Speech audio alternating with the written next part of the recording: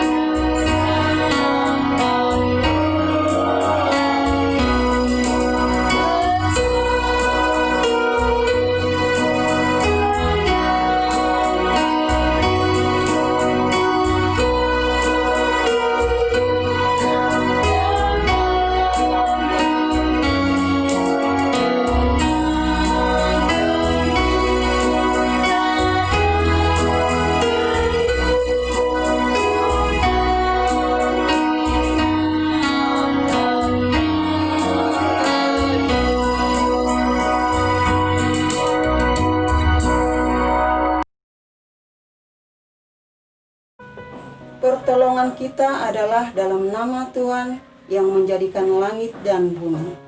Kasih karunia dan damai sejahtera dari Allah Bapa, Anak dan Roh Kudus menyertai kita.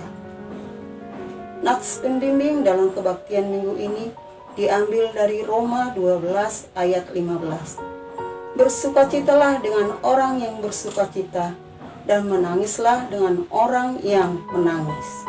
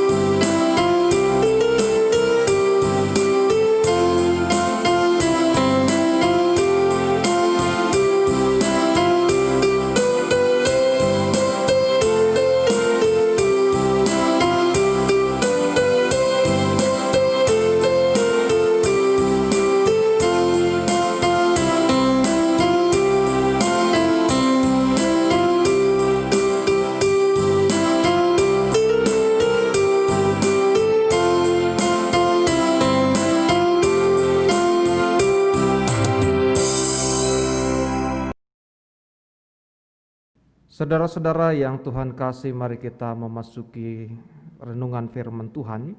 Pada saat ini kita akan bersama-sama berdoa memohon pertolongan Roh Kudus. Mari kita berdoa. Sungguh dengan penuh sukacita kembali kami datang kepada Tuhan pada saat ini, dan kami rindu akan pemberitaan firman-Mu. Tibalah saatnya bagi kami untuk mendengarkan firman Tuhan. Roh Kuduslah yang kami andalkan untuk menolong kami, agar firman Tuhan benar-benar dapat bertumbuh, berakar dan berbuah di dalam kehidupan kami. Pakailah hamba-Mu untuk menyampaikan kebenaran firman-Mu. Dalam nama Tuhan Yesus Kristus kami berdoa. Amin. Saudara-saudara yang Tuhan kasih, mari kita membuka Alkitab kita. Dan firman Tuhan saat ini diambil dari Matius 9 ayat 35 sampai dengan pasal 10 ayat 8. Demikian firman Tuhan. Demikianlah Yesus berkeliling ke semua kota dan desa. Ia mengajar dalam rumah-rumah ibadat dan memberitakan Injil kerajaan surga, serta melenyapkan segala penyakit dan kelemahan. Melihat orang banyak itu, tergeraklah hati Yesus oleh belas kasihan kepada mereka, karena mereka lelah dan terlantar seperti domba yang tidak bergembala. Maka katanya kepada murid-muridnya, "Tuaian memang banyak, tetapi pekerja sedikit. Karena itu mintalah kepada Tuhan yang empunya tuaian, supaya Ia mengirimkan pekerja-pekerja untuk tuaian itu."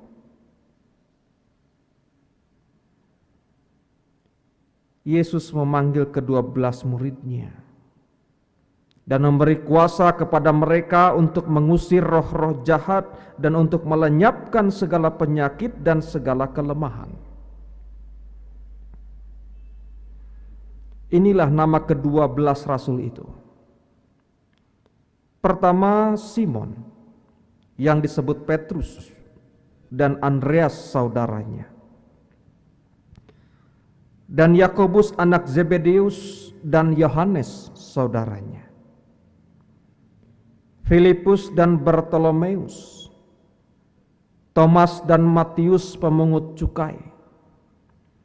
Yakobus anak Alfeus dan Tadeus, Simon orang Zelot, dan Yudas Iskariot yang mengkhianati Dia. Ke-12 murid itu diutus oleh Yesus, dan Ia berpesan kepada mereka, "Janganlah kamu menyimpang ke jalan bangsa lain dan masuk ke dalam kota orang Samaria, melainkan pergilah kepada domba-domba yang hilang dari umat Israel. Pergilah dan beritakanlah, kerajaan surga sudah dekat. Sembuhkanlah orang sakit, bangkitkanlah orang mati, tahirkanlah orang kusta, usirlah setan-setan. Kamu telah memperolehnya dengan cuma-cuma. Karena itu berikanlah pula dengan cuma-cuma." Demikianlah Bapak Ibu Saudara-saudara firman yang kita dengar bersama.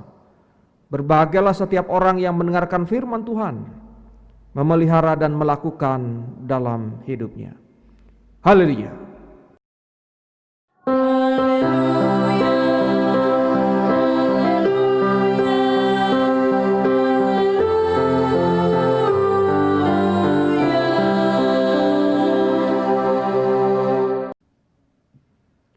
Saudara-saudara yang Tuhan kasih, tema yang akan kita renungkan dalam kebaktian pada hari ini yaitu berbelas kasihan seperti Kristus. Bapak Ibu, saudara-saudara yang mengasihi Tuhan, saya mengajak kita untuk membuka dulu kisah perjalanan Yesus ini dalam Matius 8 ayat 1 sampai 3.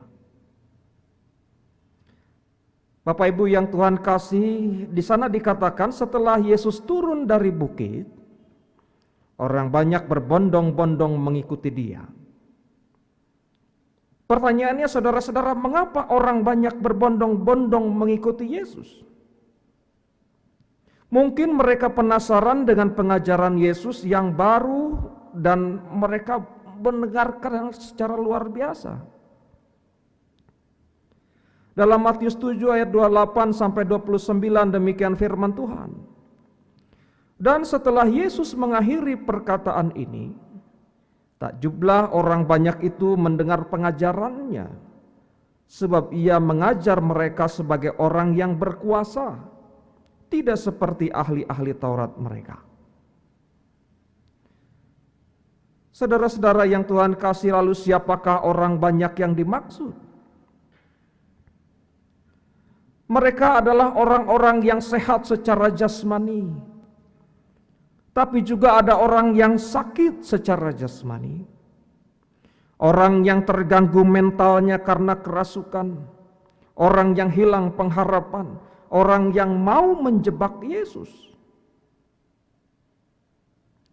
Mereka bercampur baur datang kepada Yesus dengan kepentingan masing-masing.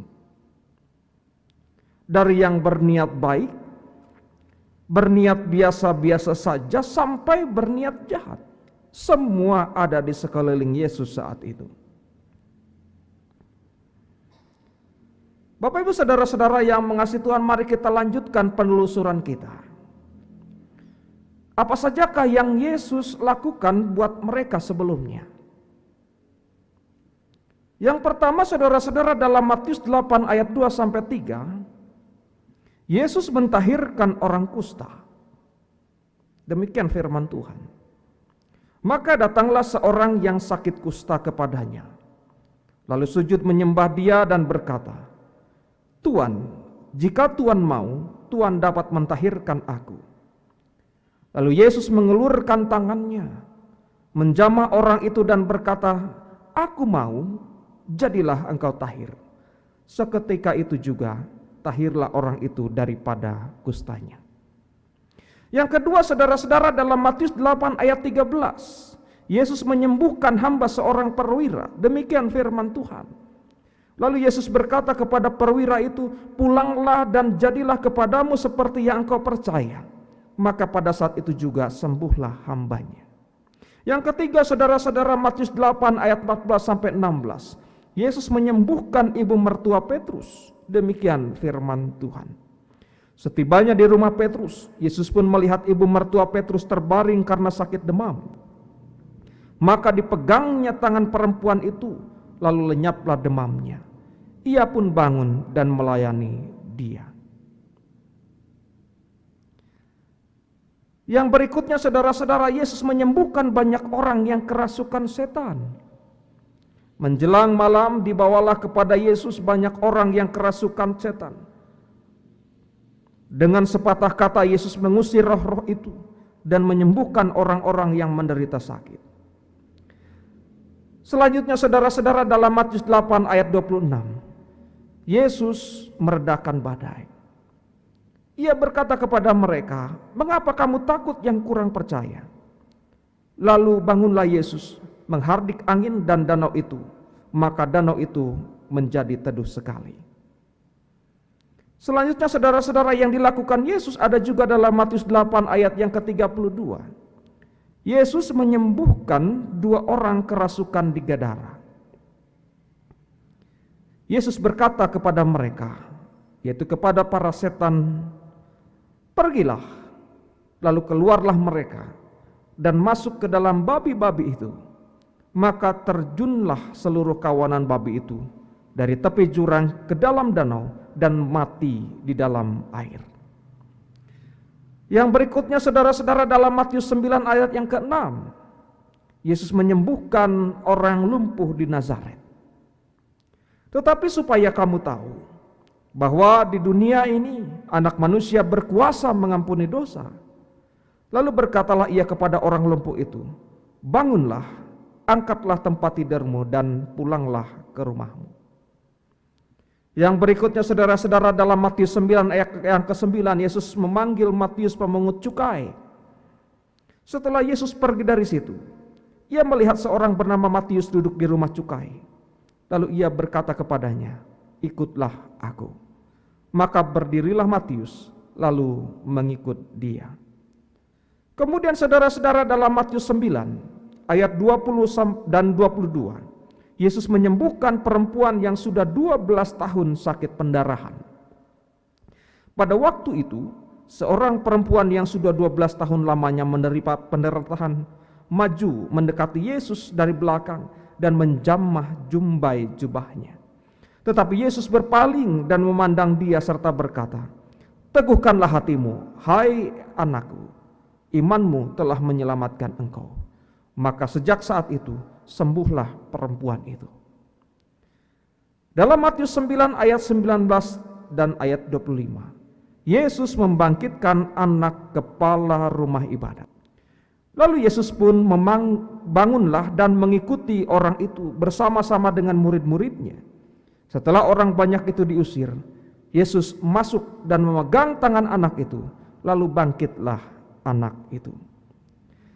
Dalam Matius 9 ayat 24, saudara-saudara, Yesus menyembuhkan mata 2 orang buta. Berkatalah ia, "Pergilah, karena anak itu tidak mati tetapi tidur." Tetapi mereka menertawakan dia. Lalu Yesus menjamah mata mereka sambil berkata, "Jadilah kepadamu menurut imanmu." Maka meleklah mata mereka. Dan Yesus pun dengan tegas berpesan kepada mereka, katanya, "Janganlah, supaya jangan seorang pun mengetahui hal ini." Saudara-saudara, dalam Matius 9 ayat 28 dan 32, Yesus menyembuhkan seorang bisu yang kerasukan setan. Setelah Yesus masuk ke dalam rumah, datanglah kedua orang buta itu kepadanya. Dan Yesus berkata kepada mereka, "Percayakah kamu bahwa aku dapat melakukannya?" Mereka menjawab, "Ya Tuhan, kami percaya." Sedang kedua orang buta itu keluar, dibawalah kepada Yesus seorang bisu yang kerasukan setan. Setelah orang banyak berbondong-bondong menyaksikan, saudara-saudara, dan mengalami mujizat bersama dengan Yesus, dan pergi mengikut kemanapun Yesus pergi, baik ke kota maupun ke desa sepanjang hari, kini saudara-saudara, Yesus memandang sekelilingnya dan melihat orang banyak itu. Maka tergeraklah hati Yesus oleh belas kasihan kepada mereka, karena mereka lelah dan terlantar, seperti domba yang tidak bergembala. Pertanyaannya, saudara-saudara, mengapa mereka lelah? Apa yang membuat mereka lelah? Alasan yang pertama, saudara-saudara, lelah karena memang capek mengikuti perjalanan Yesus kemanapun ia pergi. Ini alasan yang logis. Alasan yang kedua, saudara-saudara, rasa lelah yang terlihat dari raut wajah mereka oleh Yesus karena pergumulan yang sudah lama masih menerpa hidup mereka sampai saat ini. Artinya, saudara-saudara, ada di antara mereka masih lelah memikirkan penyakit, lelah memikirkan pergumulan lainnya. Mungkin sudah banyak usaha, mungkin mereka sudah berobat kemana-mana, tapi tidak ada orang yang bisa menolongnya. Mengapa dilihat Yesus mereka terlantar, seperti domba yang tidak bergembala? Menurut saya, saudara-saudara, terlantar di sini karena mungkin saudara-saudara sudah tidak ada lagi orang yang peduli kepada kesusahan mereka. Mereka mulai diacuhkan, mulai dibiarkan, diasingkan, bahkan mungkin disingkirkan dari lingkungan masyarakat umum. Mereka sudah dipandang sebagai benalu kehidupan. Hidup mereka jadi tanpa tujuan yang jelas, tanpa arah, terkatung-katung, dan berubah menjadi liar seperti domba tanpa gembala. Untuk menjawab kebutuhan banyak orang yang demikian. Lalu apa yang Yesus lakukan? Matius 10 ayat 2-4, demikian firman Tuhan. Yesus memanggil 12 rasul menjadi muridnya. Inilah nama ke-12 rasul itu. Pertama, Simon yang disebut Petrus dan Andreas saudaranya, dan Yakobus anak Zebedeus dan Yohanes saudaranya, Filipus dan Bartolomeus, Thomas dan Matius pemungut cukai, Yakobus anak Alfeus dan Tadeus, Simon orang Zelut, dan Yudas Iskariot. Kemudian saudara-saudara, Matius 10 ayat 1 mengatakan demikian. Yesus memanggil ke-12 muridnya dan memberi kuasa kepada mereka untuk mengusir roh-roh jahat dan untuk melenyapkan segala penyakit dan segala kelemahan.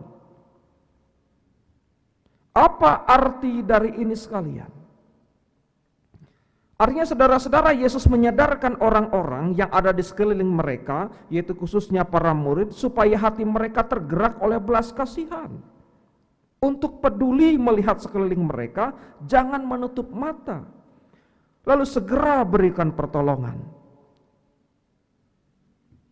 Namun karena pekerjaan itu tidak mudah, maka Yesus memberikan kuasa ilahi atas mereka. Bapak Ibu saudara-saudara yang mengasihi Tuhan, selanjutnya apa yang harus dilakukan?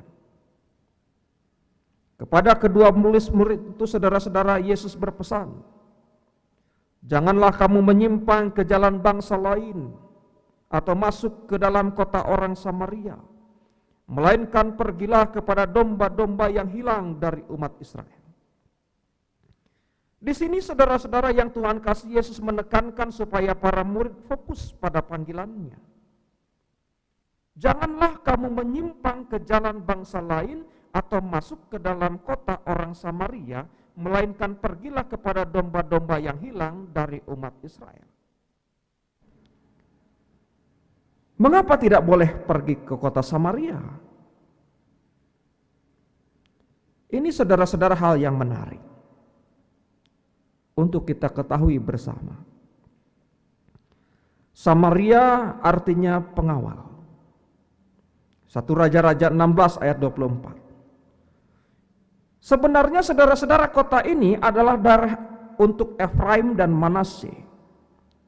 Dalam Yosua 17 ayat 17, ayat 18, dan Yesaya 28 ayat 1. Samaria menjadi kota Efraim yang didirikan oleh Omri Raja Israel. Dalam 1 Raja-Raja 16 ayat 23 dan 24. Artinya saudara-saudara, sebenarnya kota Samaria adalah bagian dari Israel. Namun mereka akhirnya memisahkan diri karena penduduknya melakukan kawin campur dengan bangsa lain. Tindakan tersebut dikategorikan oleh bangsa Israel telah melanggar perintah Allah dan mereka dipandang tidak lagi kudus. Sekarang saudara-saudara, antara penduduk Israel dan Samaria mereka saling bermusuhan. Jadi larangan Yesus supaya para murid tidak ke Samaria bisa jadi alasannya adalah karena sosial politis. Jangan sampai para murid mengalami penolakan, terlibat perseteruan dengan orang-orang Samaria karena mereka adalah orang-orang Israel. Dan Yesus juga menyadari mereka baru kali pertama mau melaksanakan tugas yang Yesus berikan.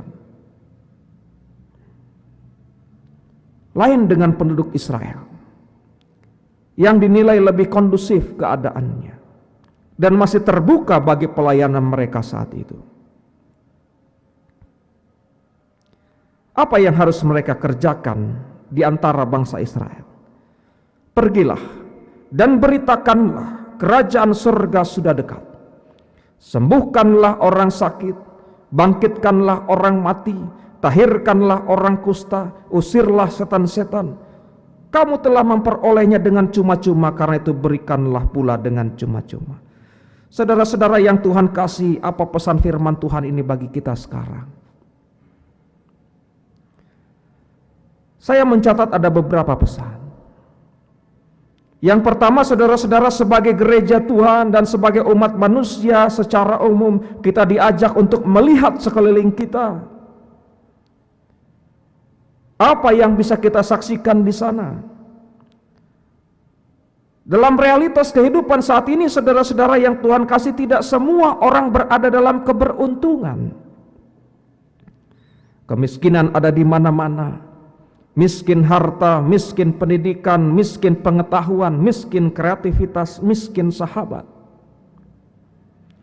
Artinya saudara-saudara, dalam lingkungan masyarakat Ada orang-orang yang miskin secara sosial. Lalu apa yang harus kita lakukan sesuai dengan apa yang Tuhan kehendaki untuk menolong mereka? Tuhan katakan, gerakanlah hati kita untuk berbelas kasih dan pedulilah seperti yang Yesus teladankan. Roma 15 ayat yang pertama berkata demikian, kita yang kuat wajib menanggung kelemahan orang yang tidak kuat, dan jangan kita mencari kesenangan kita sendiri. Sebab saudara-saudara, melalui kita Yesus mau menjumpai, menyapa, menolong dengan kuasa dan mujizat buat mereka. Mengapa demikian? Karena Yesus mau semua orang berada dalam kebaikan dan berada dalam keseimbangan hidup. Bukankah itu sudah dinubuatkan atau sudah tertulis dalam 2 Korintus 8 ayat 15 seperti demikian? Seperti ada tertulis, orang yang mengumpulkan banyak tidak kelebihan, dan orang yang mengumpulkan sedikit tidak kekurangan. Artinya saudara-saudara yang Tuhan kasih, kehidupan ini harus saling mendukung satu dengan yang lain, bukan saling menginjak-injak, tapi kita harus menunjukkan sikap peduli. Ingat saudara-saudara, pesan berikutnya, roda kehidupan ini selalu berputar, kadang di atas, kadang di bawah. Dengan menabur banyak belas kasihan kepada orang lain, dengan menabur banyak kepedulian kepada yang lain, maka ketika kita jatuh dan terpuruk, niscaya Tuhan tidak akan meninggalkan kita. Tuhan akan menggerakkan hati orang-orang di sekitar kita untuk menolong kita. Sebab di dalam kehidupan ini saudara-saudara berlaku hukum tabur tuai. Siapa menabur angin akan menuai badai. Siapa menabur kebaikan akan menuai berkat Tuhan. Mari kita tumbuhkan sikap tersebut dalam hati kita masing-masing. Tuhan memberkati saudara. Amin.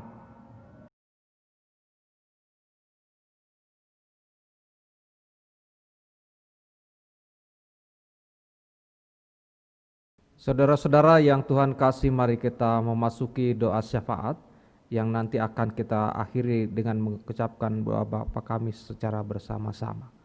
Mari kita berdoa. Terima kasih Bapa di surga, pada saat ini kami telah mendengarkan firman Tuhan yang telah mengingatkan kepada kami untuk memiliki sikap berbelas kasih dan peduli kepada orang-orang yang ada di sekitar kami. Biarlah Roh Kudus menolong kami untuk melakukannya. Saat ini kami menaikkan doa syafaat untuk kehidupan keluarga kami masing-masing. Berdoa bagi anak-anak kami, berkati, lindungi, jagai mereka dan berikanlah masa depan yang cerah buat kehidupan mereka. Dan sebagai anak kami mendoakan untuk setiap orang tua kami, berikan damai sukacita di hati mereka, sehat senantiasa, dan diberkati Tuhan. Kami juga berdoa ya Tuhan untuk setiap persekutuan jemaat Tuhan. Kami berdoakan untuk para pelayan umat-Mu, pendeta jemaat, majelis jemaat, pengurus komisi, semua yang bergerak dalam pelayanan Tuhan berkati, agar pelayanan mereka membuahkan hasil yang baik. Demikian pun bagi jemaat Tuhan, boleh merasakan hasil dari pelayanan itu, dan ketika berada di dalam pergumulan, Tuhan tidak meninggalkan mereka. Kami juga berdoa ya Bapa untuk kehidupan gereja-gereja Tuhan di masa pandemi ini. Tuhan tolong supaya kami pada waktunya nanti bisa bersama-sama beribadah kembali di gereja masing-masing.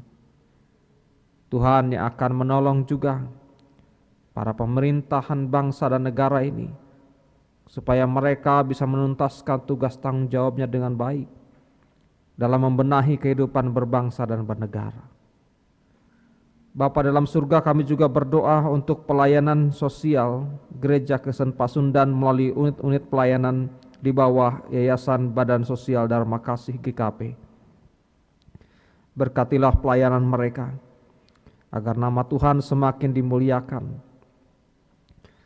Kami juga mendoakan untuk anak-anak yatim piatu, mereka yang harus mengalami kehidupan ditinggal oleh orang tua mereka. Biarlah Tuhan yang akan menjadi orang tua yang sejati buat mereka. Kami juga berdoa untuk jemaat-jemaat di Klasis Purwakarta. Tolong ya Tuhan supaya kehidupan jemaat di sana boleh bertumbuh, berakar dan berbuat dengan baik. Mereka bisa menjadi sarana bagi mewujudkan kabar sukacita bagi setiap orang yang ada di sekitar mereka. Bapa dalam surga, jikalau sebentar kami akan pulang, mengawali seluruh aktivitas rutinitas kami sehari-hari, Tuhan berkati supaya semua menunjukkan keberhasilan. Demikian juga ya Tuhan, dalam doa ini kami akan mengakhiri dengan mengucapkan doa Bapa kami bersama-sama demikian. Bapa kami yang di surga, dikuduskanlah namamu, datanglah kerajaanmu, jadilah kehendak-mu, di bumi seperti di surga. Berikanlah kami pada hari ini makanan kami yang secukupnya, dan ampunilah kami akan segala kesalahan kami, seperti kami juga telah mengampuni orang yang bersalah kepada kami. Dan janganlah membawa kami ke dalam pencobaan, tetapi lepaskanlah kami daripada yang jahat. Karena Engkau yang punya kerajaan dan kuasa dan kemuliaan sampai selama-lamanya. Amin. Jemaat diundang berdiri. Marilah kita mengucapkan pengakuan kepercayaan kita bersama-sama.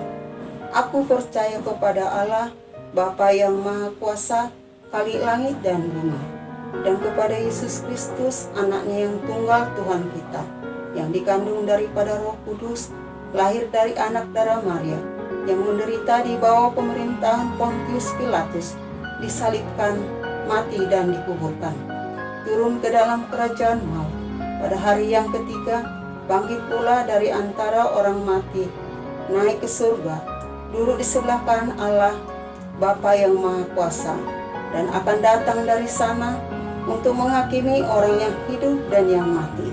Aku percaya kepada Roh Kudus, gereja yang kudus dan am, persekutuan orang kudus, pengampunan dosa, bangkitan daging, dan hidup yang kekal.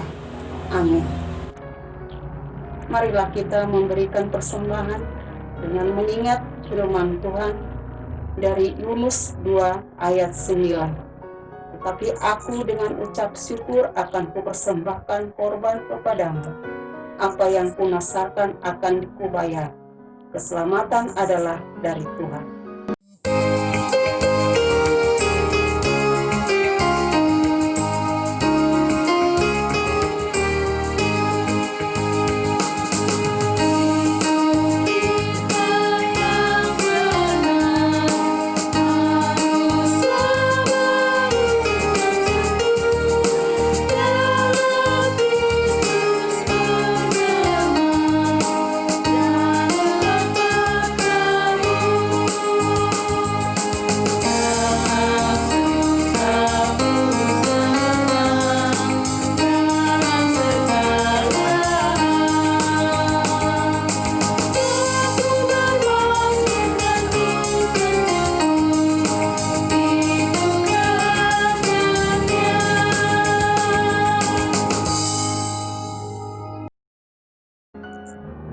Jemaat diundang berdiri. Mari kita bersatu di dalam doa. Bapa kami di dalam surga, kami ucap syukur atas berkat yang Kau limpahkan kepada kami, bagai air sungai yang mengalir tiada henti.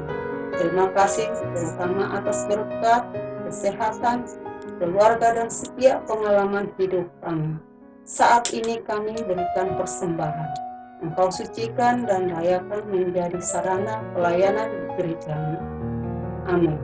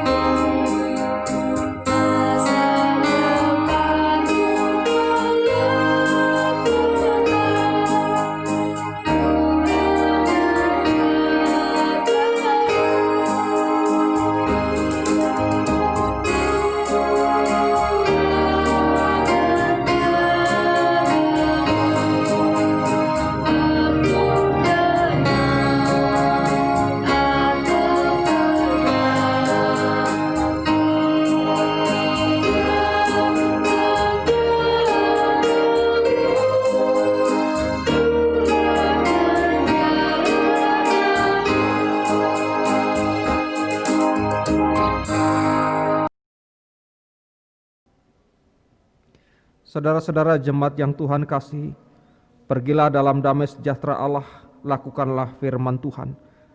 Milikilah sikap berbelas kasih dan peduli kepada orang-orang yang ada di sekitar kita. Dan terimalah berkat Tuhan.